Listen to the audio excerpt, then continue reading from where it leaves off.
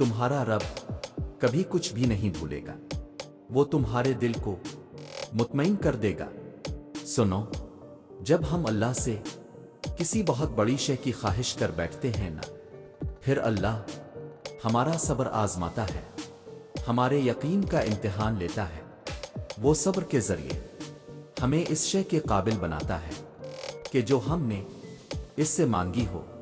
صبر سے بندہ نکھرتا ہے، سنورتا ہے، اس کا کردار مضبوطی کا دامن تھامتا ہے، اور بندہ جتنا بھی صبر کرتا ہے، اس صبر کا اجر اتنا ہی دگنا ہوتا چلا جاتا ہے۔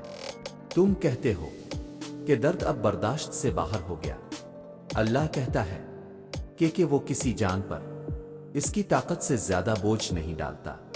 تم کہتے ہو کہ اللہ میں ہی کیوں؟ وہ کہتا ہے کیونکہ میں تم سے محبت کرتا ہوں، اور اللہ جن سے محبت کرتا ہے ان کو ہی آزمائش میں ڈالتا ہے۔ اور یاد رکھو، اللہ کی مدد تب آتی ہے جب مایوس کن حالات میں بھی تم دل پر دماغی وسوسے حاوی نہیں ہونے دیتے، اور تمام در بند نظر آنے کے باوجود بھی پورے یقین سے اللہ سے رجوع کرتے ہو، تب وہ تمہارے لیے ایسے ذریعوں سے مدد بھیجتا ہے جن کے بارے میں تمہاری عقل گمان بھی نہ کر سکتی ہو۔ پھر بگڑتے کام سنورتے ہیں اور دعائیں سن لی جاتی ہیں۔ یاد رکھو، تمہارا پختہ یقین اللہ سے اپنی بات منوا لیتا ہے۔